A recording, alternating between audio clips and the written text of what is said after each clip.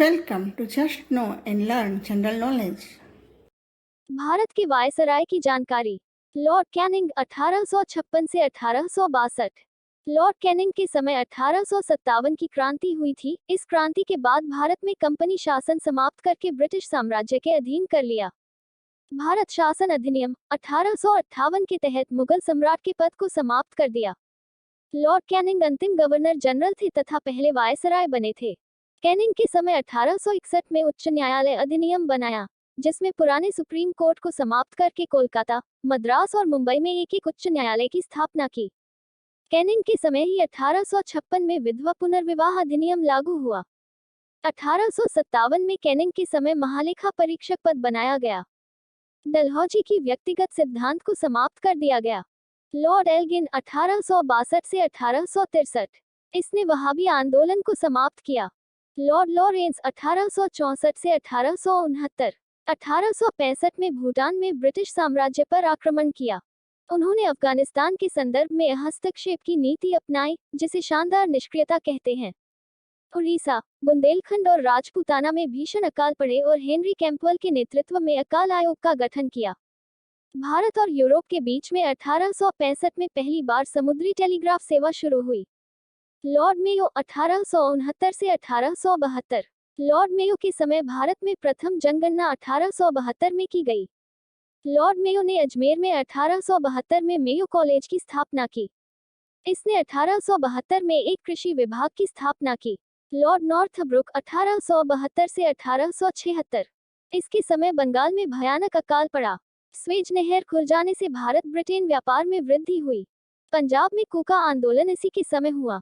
इसने बड़ौदा के मल्हाराव गायकवाड़ को भ्रष्टाचार के आरोप में हटाकर मद्रास भेज दिया। लॉर्ड लिटन 1876 से 1880। यह एक प्रसिद्ध उपन्यासकार, निबंध लेखक और साहित्यकार था। लिटन ने रिचर्ड स्ट्रची की अध्यक्षता में 1878 में एक अकाल आयोग की नियुक्ति की। मार्च 1878 में लॉर्ड लिटन ने भारतीय समाचार पत्र अधिनियम वर्नाकुलर प्रेस एक्ट पारित कर भारतीय समाचार पत्रों पर कठोर प्रतिबंध लगाए। 1878 में पारित हुए भारतीय शस्त्र अधिनियम के तहत शस्त्र रखने और व्यापार करने के लिए लाइसेंस अनिवार्य किया। लॉर्ड लिटन ने अलीगढ़ में एक मुस्लिम एंग्लो प्राच्य महाविद्यालय की स्थापना की। लॉर्ड रिपन 1880 से 1884। लॉर्ड रिपन ने वर्नाकुलर प्रेस एक्ट को समाप्त किया। इसने स्थानीय स्वशासन की शुरुआत की। रिपन के समय से ही 1881 से भारत में नियमित दशकीय जनगणना शुरू हुई। 1881 में प्रथम कारखाना अधिनियम लाया। 7 वर्ष से कम आयु के बच्चों के काम पर प्रतिबंध लगाया। फ्लोरेंस नाइटिंगेल ने रिपन को भारत के उद्धारक की उपाधि दी। लॉर्ड डफरिन 1884 से 1888। लॉर्ड डफरिन के समय ही भारतीय राष्ट्रीय कांग्रेस की स्थापना हुई। इनके समय तृतीय आंग्ल बर्मा युद्ध 1885 से 1888 में हुआ और बर्मा, वर्तमान म्यांमार को पूर्णतया ब्रिटिश राज्य में शामिल कर लिया। इसी के समय बंगाल, अवध और पंजाब के टेनेंसी एक्ट पारित हुए। लॉर्ड लैंसडाउन 1888 से 1894। भारत अफगानिस्तान के मध्य डूरन रेखा का निर्धारण हुआ। यहाँ से पड़े प्रमुख अंतर्राष्ट्रीय सीमाएं। 1893 में दूसरा कारखाना अधिनियम लाया, जिसमें महिलाओं को 11 घंटे से अधिक काम करने पर प्रतिबंध लगाया, साथ ही सप्ताह में एक दिन छुट्टी अनिवार्य की। लॉर्ड एल्गिन द्वितीय 1894 से 1899। लॉर्ड अल द्वितीय का कथन है, भारत को तलवार के बल पर विजय किया गया है और तलवार के बल पर ही इसकी रक्षा की जाएगी। इसके समय उत्तर और मध्य भारत में भयंकर अकाल पड़े। लॉर्ड कर्जन 1899 से 1905। लॉर्ड कर्जन ने बंगाल का विभाजन किया था। 19 जुलाई 1905 को शिमला में बंगाल विभाजन की घोषणा की और 16 अक्टूबर 1905 को बंगाल विभाजन योजना लागू की गई। इसके अंतर्गत पूर्वी बंगाल और असम प्रांत को पूर्वी बंगाल के रूप में बनाया, जिसकी राजधानी ढाका रखी। पश्चिमी बंगाल दूसरा प्रांत था, जिसकी राजधानी कोलकाता थी।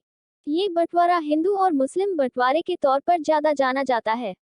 1899 में कर्जन ने भारतीय टंकन और पत्र मुद्रा अधिनियम के तहत अंग्रेजी स्वर्ण मुद्रा को कानूनी मुद्रा घोषित किया।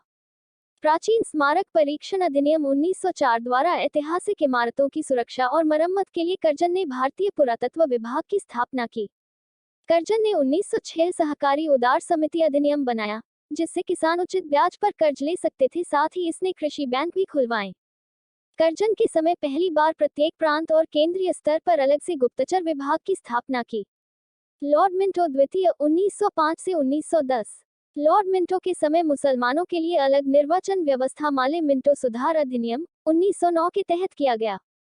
इसके समय 1906 में ढाका में मुस्लिम लीग की स्थापना हुई। 1907 के सूरत अधिवेशन में कांग्रेस का विभाजन हुआ। इसी के समय 1907 में आंग्ल और रूसी प्रतिनिधि मंडलों के बीच बैठक हुई। लॉर्ड हॉर्डिंग द्वितीय 1910 से 1916। इसी के समय ब्रिटेन के राजा जॉर्ज पंचम भारत आए। 12 दिसंबर 1911 को दिल्ली में भव्य दरबार का आयोजन हुआ, जहां पर बंगाल विभाजन को रद्द कर दिया तथा भारत की राजधानी कोलकाता से दिल्ली बनाने की घोषणा की। 1912 में दिल्ली भारत की राजधानी बनी। 23 दिसंबर 1912 को लॉर्ड हॉर्डिंग पर दिल्ली में बम फेंकने के आरोप में भाई बालमुकुंद को फांसी दी गई। 1916 में लॉर्ड हॉर्डिंग को बनारस हिंदू विश्वविद्यालय BHU का कुलाधिपति बनाया। लॉर्ड चेम्सफोर्ड 1916 से 1921। 1916 के कांग्रेस के लखनऊ अधिवेशन में कांग्रेस और मुस्लिम लीग का समझौता हुआ। 1916 में पुणे में महिला विश्वविद्यालय की स्थापना हुई। शिक्षा पर सैदला आयोग का गठन इसी के समय 1917 में हुआ। 1919 में चेम्सफोर्ड के समय रॉलेट एक्ट पारित हुआ। इसी के कारण 13 अप्रैल 1909 को जलियांवाला बाग हत्याकांड अमृतसर में हुआ। खिलाफत आंदोलन एवं महात्मा गांधी का असहयोग आंदोलन इसी के समय शुरू हुआ। तीसरा अफगान युद्ध भी इसी समय हुआ। लॉर्ड रीडिंग 1921 से 1926। 1921 में मोपला विद्रोह लॉर्ड रीडिंग के समय हुआ। 1921 में MN रॉय द्वारा भारतीय कम्युनिस्ट पार्टी का गठन हुआ। नवंबर 1921 में प्रिंस ऑफ वेल्स के भारत आने पर पूरे भारत में हड़ताल हुई। इसी के समय 5 फरवरी 1922 को चोरी चोरा कांड गोरखपुर में हुआ। इसी के साथ असहयोग आंदोलन समाप्त हुआ। इसके समय 1922 से इलाहाबाद में सिविल सेवा परीक्षा की शुरुआत हुई। 1923 में चित्तरंजन दास और मोतीलाल नेहरू ने इलाहाबाद में स्वराज पार्टी की स्थापना की। लॉर्ड इरविन 1926 से 1931।